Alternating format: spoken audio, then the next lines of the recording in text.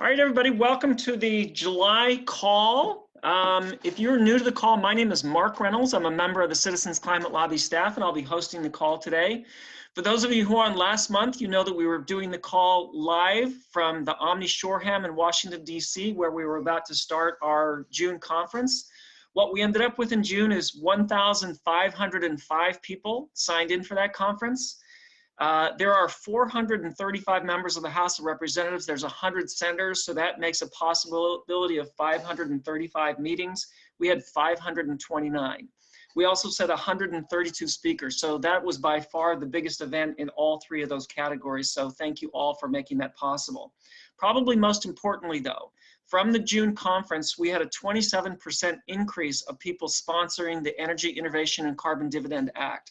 So that is really significant. We moved the ball significantly down the road by all those meetings we had on the Hill.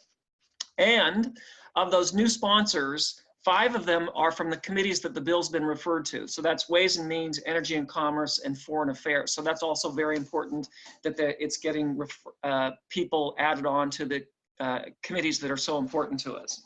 I also want to welcome the chapters that are new this month. So in the US, that includes Lower Delaware, Delaware, Seminole County, Florida, Edgewater, New Jersey, Hudson, Ohio, and Sugar Land, Texas. And in Canada, what a fantastic month in Canada. Canada leads Grenville, Ontario, Scarborough, Richmond Hill, Belleville, Ontario, North Bay, Ontario, and Creston, British Columbia. So welcome to all those new chapters, and congratulations to all of you. I'm sure you've been noticing that you've been getting shout outs from Dr. James Hansen for the great work that you're doing and really leading the way on a carbon dividends program for the whole world. So congratulations, Canada. We are very excited about our speaker this month. Drew Jones is the co-founder and co-director of Climate Interactive, a think tank that provides modeling for climate policy and tools, giving policymakers a realistic view of what's needed to contain global warming below 2 degrees Celsius. So Drew has a fantastic body of work and some tools to show us, and I'm pretty certain that there'll be time for some Q&A in the chat after he finishes his opening remarks. So Drew, thank you for making yourself available. We're very happy that you're here today. Thank you. Thanks, Mark. It's great to be here and to see you all. Great. Any more setup, or should I just dive right in? Yeah. Go right ahead. It's all right. Yours, sir. Yep. Okay. Hey, everybody. As Mark just told you, I'm with this think tank, Climate Interactive, that grew out of MIT and uses simulators to address climate policy. And we've recently had some experiences that are just really relevant to what you guys are up to. Recently, we got to do a presentation with our simulator for 36 Democratic senators in the Senate. So a 20-minute meeting grew to an hour and a half because Schumer and White House and Debbie Stabenow and Ed Markey all really got into the simulator I'm about to show you. So that's really what I want to do, is kind of a short version of the things that we're doing with other legislative, government, and citizens around the world, with 2 goals. And the 2 goals are, first, to share why I'm so hopeful and so excited about what you guys are doing with Citizen Climate Lobby, because I think you're right about a high leverage way to address this challenge. And then secondly, I want to give you all a tool that I think is incredibly powerful for changing minds and building support for the Energy Innovation Act. It's going to help, I believe. And a little bit of just background on us. Here's just testing this slide, I assume. Or anybody? You can see my slides? I don't see it right now. Okay. I think I probably need to share.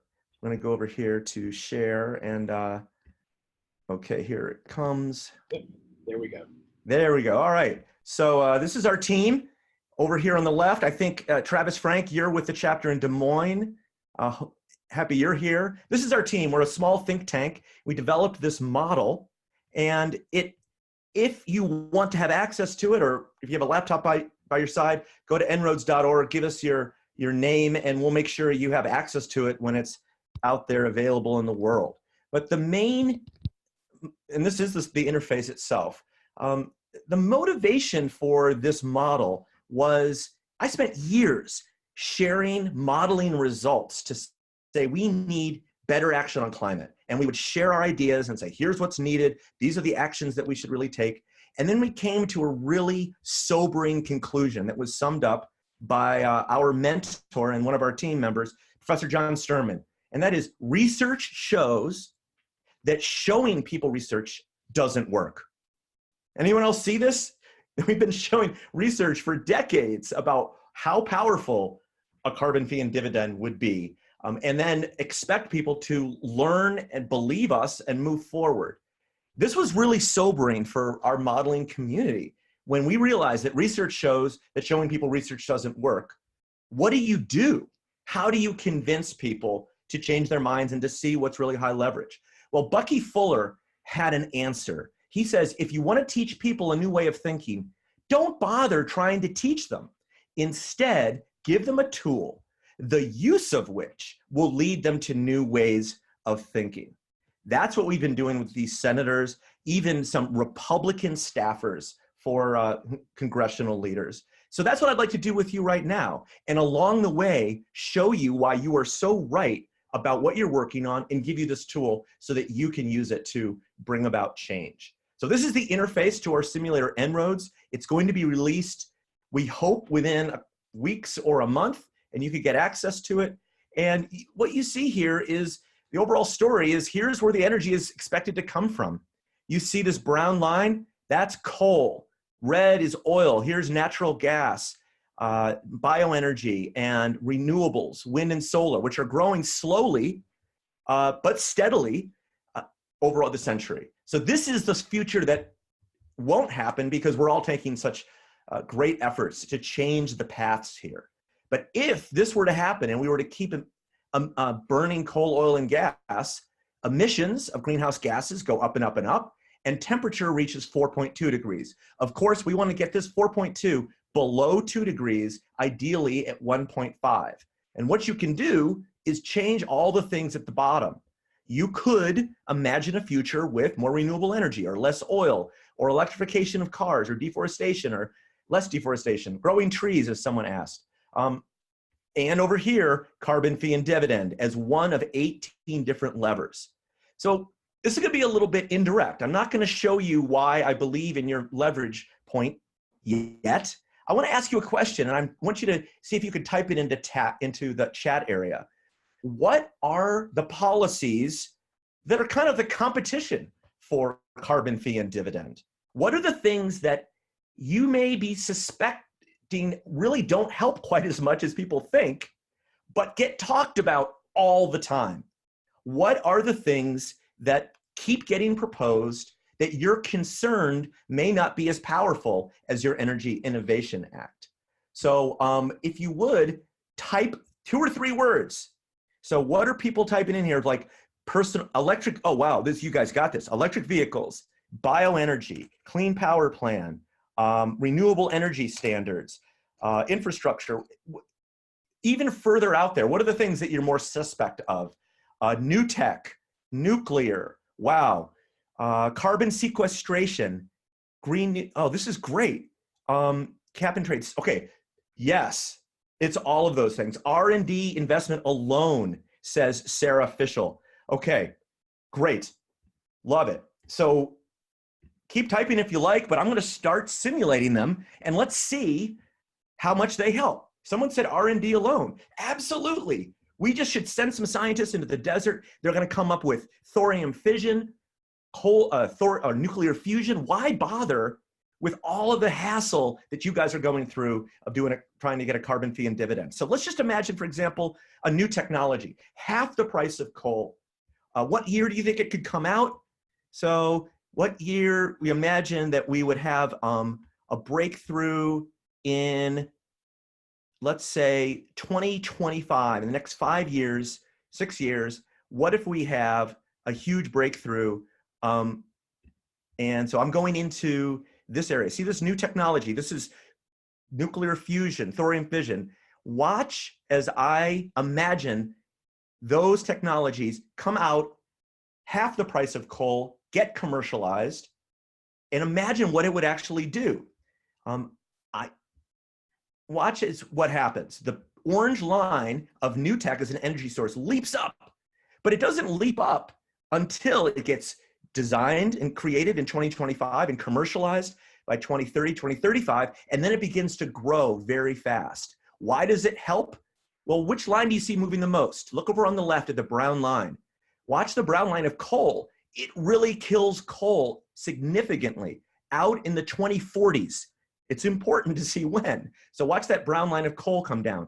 Also the blue line of natural gas. It doesn't do much to oil in red, but if it were to reduce those emissions, look over on the right, emissions kind of flatten, but it only limits warming to 3.6 degrees. People talk about it as if it would be sufficient to get us, say, down to 3 or even below into 2 degrees. Why? Because we burn coal, oil, and gas for the next 20 years. It's too little, too late to wait for new technologies to bail us out of this. What were some of the others that I just saw? Well, folks talked about carbon sequestration. We need to grow more trees. What if we grew a lot more trees? Some new studies coming out on that. We call it afforestation here. The Royal Society in the UK did a study, and they estimated how much we might see of afforestation and also other things like ag soil carbon and direct air capture. See emissions come down, temperature comes down 0.1 degree. The scale is not as large as people often talk about it being or would like it to be. It could be part of silver buckshot, but it's not a silver bullet. So let's try another one. Some of the other things that I heard you mention. Someone wrote electrification of cars. Wouldn't it be great if people could make a ton of money solving the climate crisis and that would be enough? So run in your head, think, what would happen if we just drove massive electrification of vehicles? Is that enough? Maybe that could do it. We could just promote Teslas and Nissan Leafs, which can be good, but is it enough? Here we go. I'm going to crank it up. Think about what you think the temperature is going to come down to. Is it going to go down to 4, 3, 2? Is it enough? I'm going to crank it up. Watch what happens. Watch what happens. As I move the lever, where does the world get electricity? In this world, absent a carbon price, the world gets electricity from coal. Look on the left, the brown line of coal goes up. More electric vehicles would mean more coal being burned. Now, it also means less oil. Watch the red line. Less oil, more coal. Look over on the right, no net improvement. Now, mind you, if we also electrify the grid, then it could really help. But on its own, they're not going to solve this problem. So there's 3 things we just talked about: a new technology, some carbon removal, here, electrification. Some of the things that people keep talking about as maybe they're going to bail us out. Other possibilities, nuclear. Nuclear could help perhaps, but in no way is a sufficient solution to this over. Even wind and solar can keep coal, oil, and gas in the ground, but is not enough to do it over the next 20 years. We still, in this scenario where the green line grows and grows and grows, that's wind and solar spreading all over the world. It's not enough to keep coal, oil, and gas safely in the ground in the next 20 years, which is what we know we need to get this temperature down to around 2 degrees. So those are some of the alternatives that are out there. And so it leads me to say, well, what really would work? And this is why I have so much hope for the future right now, that there are the thousands of people who are sitting around working really hard day to day to pass the Energy Innovation Act, because you'll see why it's so effective. And your team explained to me some of the details, and we changed our model a couple weeks ago to accommodate the Citizen Climate Lobby proposal. So I'm going to open up the carbon price here, and let me get rid of, there's this, so we're opening up the carbon price, which is what we're calling it in the model. And as I understand it, the idea is start at $15 a ton over immediately. So if we imagine $15 a ton, imagine what that would do to the fuel mix. What do you see moving right there? So it takes a dent out of coal, which is great, but only down to 4 degrees. It shaved off some of the emissions. See, the blue line of emissions is lower than the black one. Overall emissions of greenhouse gases goes down with that $15 a ton, but not that much. I wanted to build in the idea that it grows $10 a year ever after. So if we reach this first goal of $15 a ton in 5 years, then the idea is that we're going to we're going to start with this new $10 a ton every year in 2025, and it's going to take 75 years to get to 2100. And then what I understand the number to be is it would be $785 a ton by the end of the century. So watch over on the bottom right, and there is your carbon price you just mentioned. It goes up to 15 by 2025 and then grows and grows and grows, $785 a ton by the end of the century. Now watch what it does, how it radically transforms the energy world through, as you call it, energy innovation. Watch the energy innovation first with what it does to coal. Look at the brown line. If we were to have this carbon price, watch the brown line of coal drop, and not in 2040, but almost immediately out here in 2025. This is so key. The timing is that it could happen fast, which is what we need. The urgency says we need to be peaking emissions within this next 5 to 10 years, not out in the 2040s. So you saw coal went down, but also watch the blue line of natural gas as it falls. Also with energy innovation, look what it does to the green line of wind and solar. There's no subsidies here directly to wind and solar. This is just because the competition has been hampered, and then the green line grows. We get a boom in wind and solar around the world. Oil use drops a little bit later. As you may know, $100 a ton of a carbon fee and dividend is only $1 on a gallon of gas or so. So it's not going to change vehicle choice. It's not going to change how much people drive until it starts getting to those higher levels. Therefore, the red line grows out until the 2040s, and then it starts to drop. That's oil peaking. There's peak oil, and then oil falls away. The result is here we are with it grows up to 2025. The emissions peak in 2025, 2030, and then drop all the way down, and we get 2.8 degrees. A powerful contribution to addressing climate change. The other way that it really helps is by boosting energy prices somewhat, which you're going to counter for the more vulnerable people in the world with the dividend part, which is a great complement to the proposal. But watch what happens to energy use.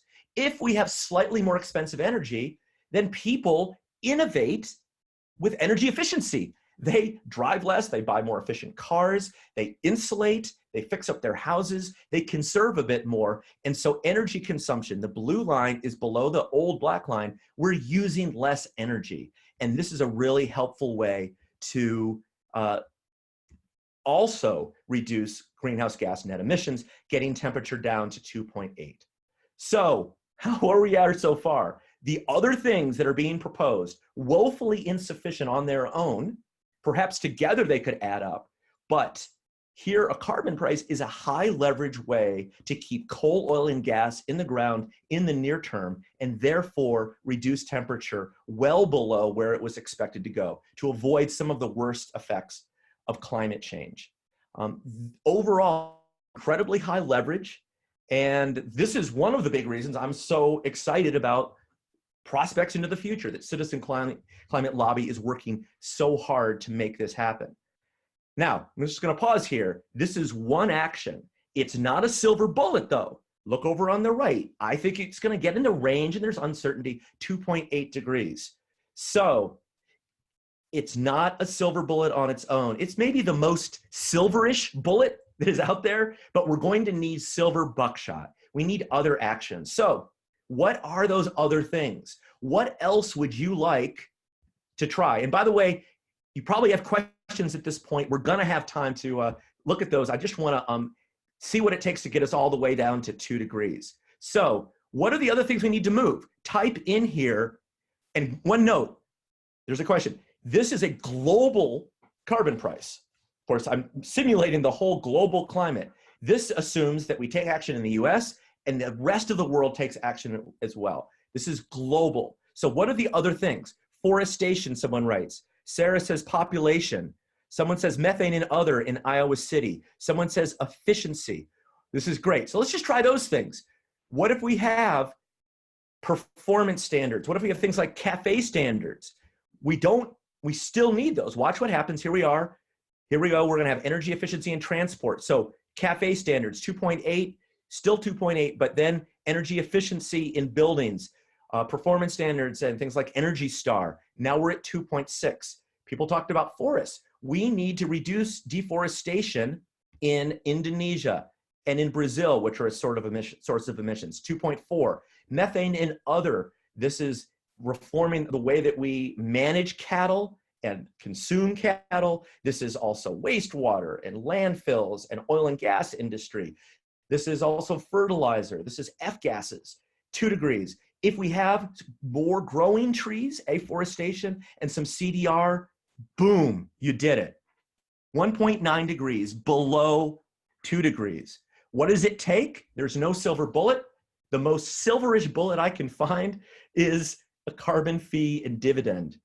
And if it's complemented by energy efficiency, actions in less deforestation, growing more trees, less other gas emissions like methane and N2O, and a modest amount of CDR, put all of that together, again, led by a carbon fee and dividend, we can do it. And I want to just pause for 30 seconds. This is possible. This future is technically possible. We could do this if you and many other leaders in the world are successful. We don't spend enough time talking about winning. We like talking about the impacts of not winning too much in the climate world. And it's one thing I love about Citizen Climate Lobby. So much action and so much focusing on what could really help. This is a scenario that is not politically accessible today, it feels, but maybe soon. It doesn't feel socially accessible today, but it could be soon. Overall, though, it's possible. And I'd just say overall, it's not going to be easy. It's going to be worth it. And that feeling of it's going to be easy, not easy, but worth it, is what really gives me hope in the world. So thank you, go get them. And I'll bet you have some questions with the rest of the time when I'm going to get to talk to you.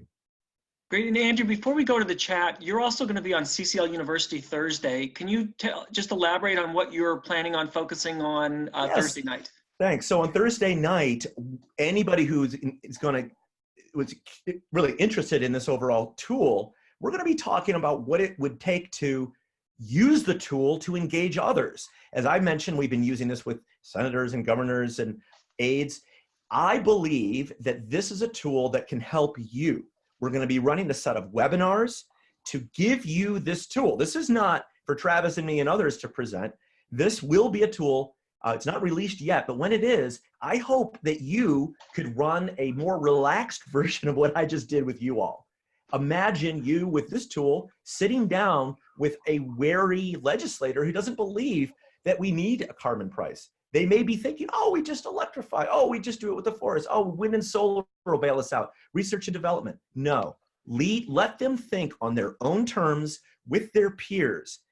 Research shows that showing people research doesn't work, but new experiences that you can bring them, we find actually changes minds. So on next Thursday, I'm going to be talking more about how you could use this tool in the future to engage others in order to pass the Energy Innovation Act. Fantastic. Ricky, what do you want to point to in the chat so far? Yes, I think first question, maybe just establishing a basis for the model and the simulator. And if people say, oh, it's a simulator and you guys from CCL are out there pushing it, it must be biased. You know, how would you speak and explain the work behind it? Yeah, so you know, we've built this model over the last 8 years using the best available science. We have an independent external review team that is currently reviewing it. John Wyan out of Stanford, a senior energy modeler, and then a whole crew of international people from China, many of them from Europe, are reviewing this model. It's all transparent. All the equations are published in a 400-page document that's we have on our website. And if you don't like the assumptions, actually, many of the assumptions are here for you to change. People will say, oh, you're exaggerating the sensitivity to a doubling of carbon. Well, if you think it's lower or higher, you can go in here and change it. It's transparent. It's externally vetted and tested. And we calibrate it to the suite of models from the Energy Modeling Forum and the SSPs, which are another suite of models. And that's why we have so much confidence that I think its conclusions are sound. Yeah, and I think to build off of that, just to piggyback on that question, if you'll show us those assumptions again, because some questions are coming in like, oh, what about assumptions for how we're going to innovate or increase density or infill? Are there assumptions? Oh, absolutely. Yeah, so many of those assumptions are here, and that's really important, like how we innovate. How we innovate is captured by something we call the progress ratio, and there's a clear number in here. Every time we double our capacity of wind and solar, the cost drops 20%. That's because this number right here is 80%, and that means that's how fast we innovate. If someone thinks that there's more innovation or there's less innovation, then change the number and see, does it affect the conclusion? If we have more innovation, does that mean that carbon fee and dividend isn't as powerful? That's when it would be relevant. So Ricky, more questions. We have just a few more minutes for them. When will this tool be available? Yeah, we're hoping by the end of the month in beta version. And what you should do to get the email that says it's available, go get it, is right here. So go to this website, NREDS.org, let us know that you're interested, and sign up for our webinar series. We will teach you how you can use this to change minds and hearts in that webinar series. Other questions? Yeah, great. I think the last question, this is more, maybe not necessarily about the model, but just how do you explain this human behavior characteristic with the, the thing that we hear a lot is, people in Europe have had a higher price on carbon, yet we don't see them driving any less. I'm sure you've had that question posed to you before. Of course, this is a critical assumption in the model, and it's actually something that we're fairly conservative about. Like, look, we're getting up to a price of $780 a ton, and energy prices go up a good bit in this model, and yet we're not imagining a future where energy consumption goes to zero. It just tails off, peaks, and then falls slowly. So we're a little wary of counting on that, but it is true that higher prices lead to yet less use. So we believe that actually will happen over time. Right. Great. Andrew, there was also a question of how do people reach out to you? So I'm just going to tell you, if you do say how that will happen, they will do it. Yeah, so absolutely. I'm writing right here. I hope you can see it. info@climateinteractive.org, and say, when is that model available? Or what did you assume for this or that? Active.org. So write us an email here, and we'd love to hear from you. Okay, that's also in the chat. Thank you so much. Thank you also again for doing Thursday. We just love this. Please feel free to stand for the next 10 or 15 minutes if you want, but we also know that it's a Saturday morning during the summer also, or afternoon for you. Great. Well, happy to be here. You guys go get them. I believe in you. Let us know how we can help. Fantastic. Thank you so much. All right, that was amazing. Okay, I want to go over just a couple of things that happened since last month's call. So there was a resolution from the U.S. Conference of Mayors supporting a carbon price. There's a lot of reasons that that's really important and significant for us. There's a lot of Republicans, a lot of Democrats, so it's bipartisan. Also, it's local. The Conference of Mayors doesn't publish who voted what way. But please reach out to your mayor if they did vote for the resolution, which there was overwhelming support for. Thank them for doing so, and then see if you can kick them up to the next level of supporting our bill, and then ask them if possibly they could talk to your congressional delegation. So congratulations to everybody who worked on that. I know our DC office's fingerprints are on it, but I have a certain sense that Salt Lake may be involved with that also. I reported earlier that we had 529 meetings on the Hill with the conference. We had a total of 500 meetings with congressional offices last month, which is the most ever. So that means several more people did in-district meetings besides what happened on the Hill. So that's a lot of meetings. Thank you for that. And as you can see, it added sponsorship to the bill. We get a lot of letters to the editor and op-eds published every month, and a lot of you post on social media. I want to remind you how important that is, because we're not this huge company with a huge marketing budget. And every time you get published, whether it's in print media or social media, that's like millions and millions of dollars of free marketing for us. So for everybody who does do that, reach out. Sorry, I'm in the airplane pattern this morning. That might get just a little loud for 1 second. So everybody who got published, thank you very much for that. Also, Congressional Education Day is in November 11th to 12th. So those of you who are planning on joining us in DC again, you can go ahead and put that on your calendar. If you remember, right after the 2016 election, one of the things we said is we'd always use the Clean Power Plan as kind of a hammer, saying in particular to Republican offices, if you don't like regulation, then why don't you transition that to a price? We realized we didn't have that tool anymore. So what we immediately did after is look for an additional point of leverage. And we believed that in some cases working in states would make a big impact. And so we chose to stay focused on what we were focused on, but occasionally focus where we thought we could be successful in states.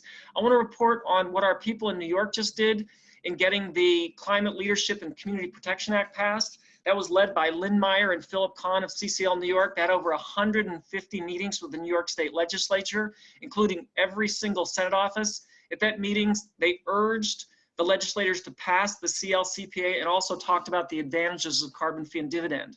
In true CCL fashion, we played a role, not only lobbying role, but also a mediating role. In the final days of the legislative session, advocates and legislators were at loggerheads, playing a dangerous game of chicken, and they both refused to budge on their policy demands while the legislative clock continued to run out. While other advocates were rallying at the Capitol in opposition to what Governor Cuomo was proposing, we engaged in productive dialogue with the governor and activists. We helped create a consensus compromise solution with buy-in from NRDC, LCV, Nature Conservancy, and other environmental advocates. We wrote a letter with the consensus recommendations, and shortly afterward, a very similar compromise was endorsed by the New York Times editorial board. 3 local CCL lobbyists, Brian Swift, Peter Savio, and Mike O'Hare, worked tirelessly and finally getting something to the governor's office that actually calls for a carbon-free economy by 2050. So for everybody in New York who worked on that, congratulations, that was great work.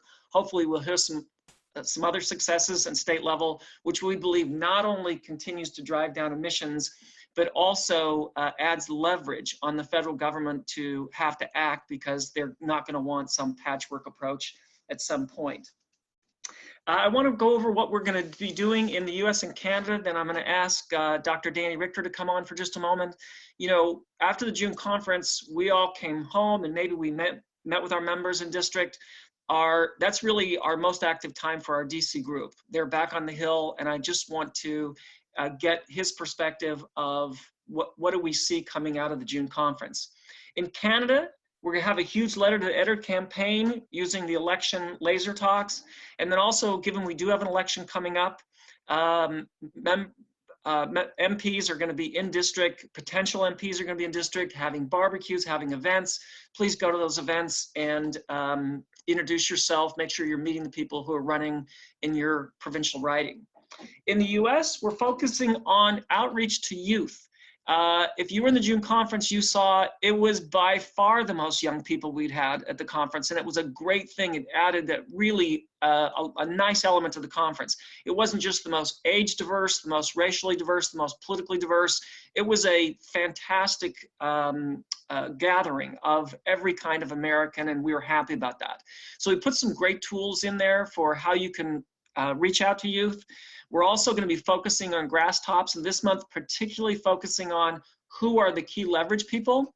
Now, we're going to start building into this call, getting more feedback from you during the call. So Ricky's going to share something that you'll see on your action sheet and also in the chat, where you can actually start telling us, what are you planning on doing? This will be really helpful to us. So we're just asking a couple of simple questions. What are you and your chapter doing to engage youth? Which CCL chapter you are? What is your email? That's both in the chat now, so you could get to it from the chat. It's in the action sheet. You could go on your phone and do it. We will start having more feedback on the call in general, because we want to hear from you how you're using the call, what parts are useful to you, what the parts that you focus on, and you'll see that there'll be more interactive tools that we'll be adding next month also. Okay, thank you for sharing that, Ricky. Today, I'm lobbying Congress on climate change. Just being here in general makes me really excited. So this is going to be really fun. I'm really excited to see what the outcome's going to be. This is kind of something I've always wanted to do, but it's really nerve-wracking because it's such an important task, and I feel like I have a lot of pressure because I really care about what I'm doing. So far, the teams have been very supportive of my first time. It just feels exhilarating, just getting a chance to work together and it just change some lives. We all bring something to the table, and we all have our own talents, and when we all bring them together, we can really make a change.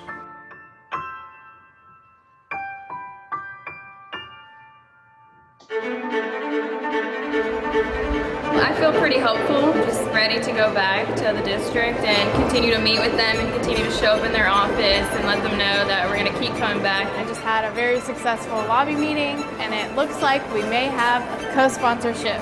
It's so great to see just the positive response we've gotten to the bill and to CCL in general. It feels incredible. It was so unbelievable to hear that they will probably do it today.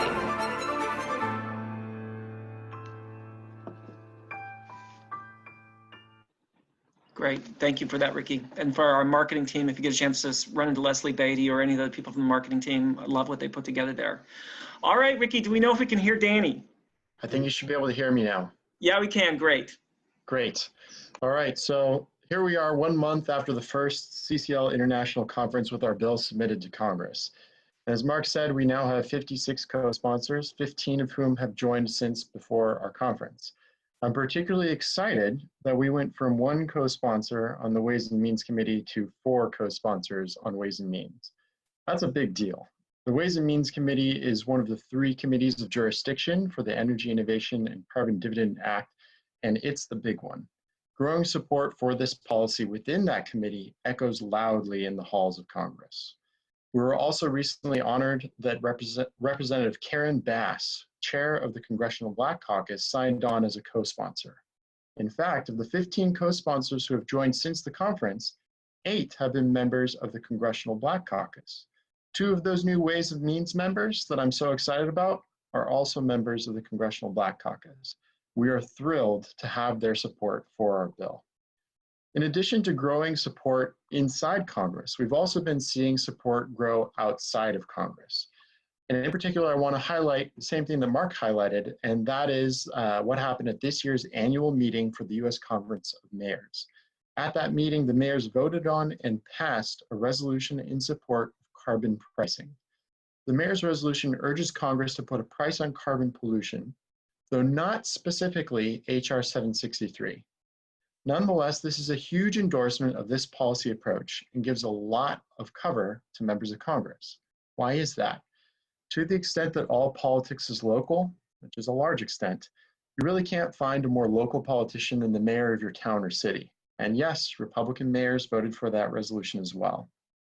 Mayors are seeing climate impacts up close. They know it's time to act, and now they have endorsed in bipartisan fashion what economists have long been recommending as efficient, effective climate solutions. Whenever your next meeting with your member of Congress is, this would be a good thing to bring up in that meeting. Finally, I want to say thank you to everyone who got your meeting notes in after the conference. We had 529 meetings, and we now have 529 sets of meeting notes into our system. Those notes have already gone through the first set of processing, and now I am starting to go through them to complete the analysis that we'll be sharing with Congress in November. For the first time, I'm getting some extra help. Since 2014, I've read and analyzed every set of notes that you have turned in from our June meetings. But this year, Adeline DeYoung and Taylor Krause in the DC office will be helping me with that analysis. We've been spending the past 6 months preparing to do this, completing what I've been calling the mind meld, so they read and mark the notes like I do. The goal of this exercise has been to give us consistency, not just across this year's notes, but across the 5 analyses that have preceded this one. 3 people doing this should also enable us to finish faster, allowing the collective lessons learned to affect our strategy and our teaching sooner, which we hope will make you more effective. So that's the update I have. Mark, back to you. Great, Danny, thank you so much. Appreciate that. Somebody asked in the chat if we've ever had a reusable grocery bag with CCL. Yes, that will be the giveaway for the November lobby day. So if you're able to make it, there will be a reusable grocery bag there for you. Okay, next month, Sam Daly Harris, the ultimate guru of grassroots organizing, has a fantastic program he has ready for us already. I'm excited about that. Thank you all for all you're doing. When you unmute yourself, if you want to, in addition to say goodbye, give a big shout out to Drew Jones. I thought that was fantastic. And thank you all for all you're doing. We'll see you next month in August.